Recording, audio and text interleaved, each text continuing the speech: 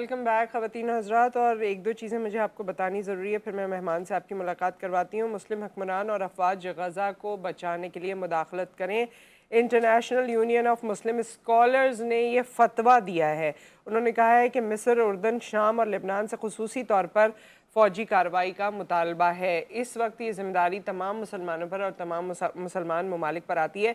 वैसे तो गैर मुस्लिम भी अपनी सपोर्ट जिस तरह से देख रहे हैं, और स्पेसिफ़िकली क्योंकि जब हम इसराइल की बात करते हैं तो यहूदियों की सपोर्ट भी जब आप देखते हैं तो इस वक्त ऐसा मकाम है कि बच्चों की मौत, क्योंकि गज़ा को अल्लाह माफ़ करे, अल्लाह माफ़ करे, बच्चों का कब्रिस्तान कहा जा रहा है, नस्ल कुशी हो रही है। मुझे तो ऐसे लगता है कि इजराइल चाहता ही है कि औरतें और बच्चे इतने मार दो कि आगे कोई फ़लस्तीनी पैदा ही ना हो, आगे इनकी नस्ल चले ही ना।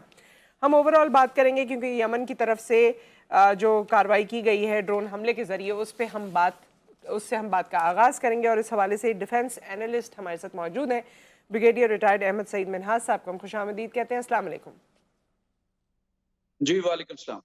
जी ब्रिगेडियर साहब, इस वक्त जो ओवरऑल इंटरनेशनल पर्सपेक्टिव में सिचुएशन है, खुसूसी तौर पे जो यमन ने ड्रोन हमला किया है, इसको आप किस तरह से देखते हैं और इसके असरात आप आने वाले दिनों में किस तरह से मुरतब होते हुए तमाम आलम पर देख रहे हैं या इस खित्ते पे देख रहे हैं, प्लीज़। देखिए बिस्मिल्लाहिर्रहमानिर्रहीम। नेतन्याहू साहब ने जब ये जंग का रिस्पॉन्स दिया था, ये 7 अक्टूबर के हमले के बाद, उन्होंने कहा था कि ये लंबी वॉर होगी, प्रोटेक्टेड वॉर होगी।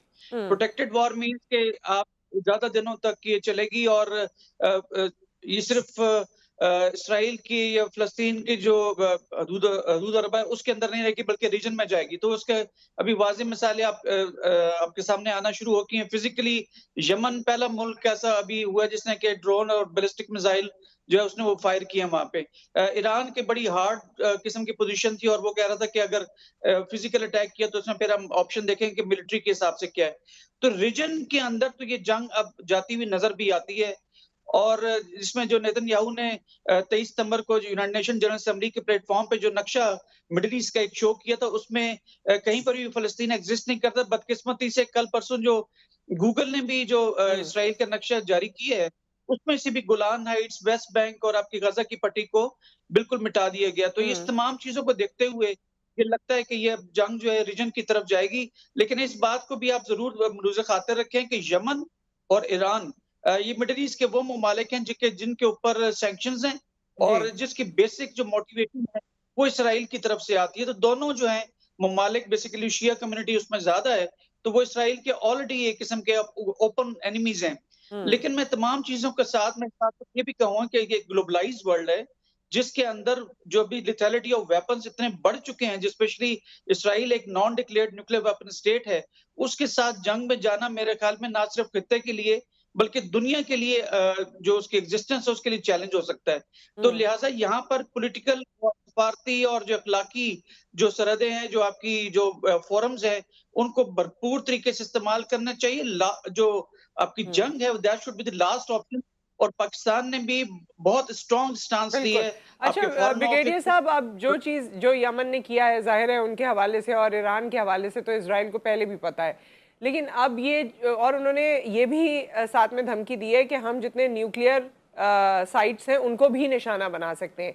इस पे आपको लगता है कि इसराइल की तरफ से अब कोई रिस्पॉन्स आएगा या रिटेलिएशन आएगी? क्योंकि Israel is known for reaction, और ये भी एक रिएक्शन वो जो अपनी तरफ से कहते हैं कि हमने तो हमास का रिएक्शन दिया है, वो भी हमारे सामने है, जिसमें उन्होंने बच्चों के साथ और औरतों के साथ कत्लो गारत की है, मासूम लोगों के साथ कत्लो गारत की है। तो आपको लगता है कि अभी जो यमन ने किया है इस पर भी कोई रिटेलिएशन इसराइल की तरफ से आएगा?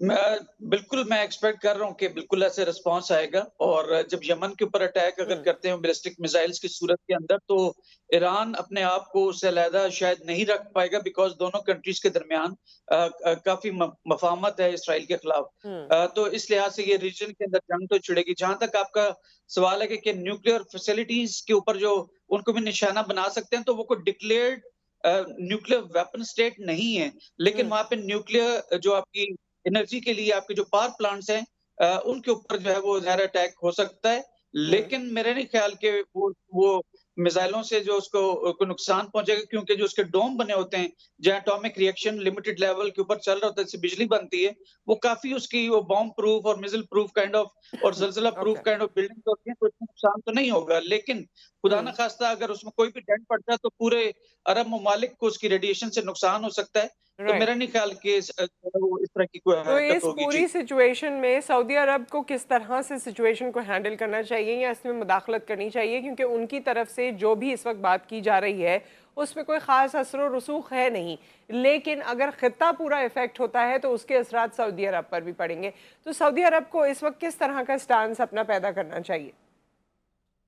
जी, देखिए हमास ने भी जो अटैक किया था उसकी एक पीछे जो मेन वजूहात थी, वो जो वजूहात में से एक मेन वजह थी वो सऊदी अरब का एक लीनियंसी दिखाना था कि वो हम्म। इसराइल को शायद अब मानने जा रहा था या उसके साथ सफारती ताल्लुकात को जी। इनिशिएट करने जी। जा रहा था। तो एक हमास को लग रहा था कि मेरी एग्जिस्टेंस जो है फर्दर चैलेंज हो जाएगी लेकिन अच्छी बात ये है कि सऊदीया ने इसके ऊपर बड़ा अगेन टफ स्टांस लिया है और जो उसके साथ सफारती ताल्लुकात को वो इनिशिएट करना जा रहा था, उस प्रोसेस को उसने वहीं पे रोक रोक दिया और दिया। बड़ी स्ट्रॉन्ग किस्म की कंडेमनेशन की है वन। हम्म। सेकेंडली जो सऊदीया का रोल इस वक़्त हो सकता है वो ओआईसी के प्लेटफ़ॉर्म से और गल्फ कोऑपरेशन काउंसिल के प्लेटफ़ॉर्म को मुतहर्रिक करने से हो सकता है। अनफॉर्च्यूनेटली जो 18 अक्टूबर को इसकी जो ओआईसी की मीटिंग में बुलाई गई थी वो आपके जो वज़राए ख़ारिजा है उस लेवल पे बुलाई गई थी और उसका जो जॉइंट कम्युनिके आया था, उसका जो बयानिया आया था, उसके बयान आया था, वो भी कोई बहुत स्ट्रॉन्ग नहीं था, माइल्ड किस्म का था।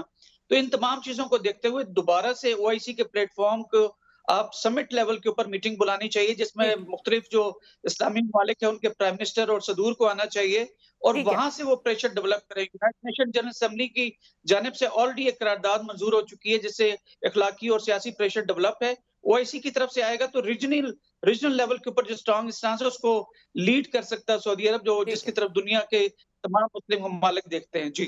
जी, बहुत बहुत शुक्रिया ब्रिगेडियर साहब for all this information and perspective. बहुत शुक्रिया आपका। जो इस वक्त सूरत हाल है वो आपके सामने है, लेकिन मैं देखती हूँ अब आप सबको भी ज़ाहिर जहन में होगा कि फ़िरौन ने भी क्या स्ट्रैटेजी अपनाई थी जब उसको नजूमी ने कहा था कि एक ऐसा बच्चा पैदा होगा जो तुम्हारा तख्त ताज पलट के रख देगा, तो उसने सारे लड़कों को मरवाने की कोशिश की थी। लेकिन अल्लाह की कुदरत है कि वो नौमौलूद बच्चा जिसने तख्त उलट दिया हज़रत मूसा अलैहिस्सलाम, उन्होंने परवरिश पाई भी तो मूसा के तो फ़िरौन के महल में। तो फ़िरौन ने तो अपनी तरफ से स्ट्रैटेजी बना ली थी। इसी तरह से इज़राइल ने आज स्ट्रैटेजी बनाई है कि वो वाइप आउट कर देगा, गज़ा की पट्टी को वाइप आउट कर देगा। गज़ा में जितने फ़लस्तीनी रहते हैं, जितने बच्चे हैं, जितनी माएँ हैं, जितने मुसलमान हैं, उनको वाइप आउट कर देगा। लेकिन वो रब तो सब कुछ जानता है और सब कुरान पाक में बता चुका है कि क्या क्या होगा और कैसे होगा। तो देखते हैं कि वो वक्त कब आएगा और ये आसानियाँ और ये तमाम चीज़ें जो हमें बताई गई हैं ये कब पूरी होंगी। एक ब्रेक आ गया, उसके बाद हम वापस आते हैं।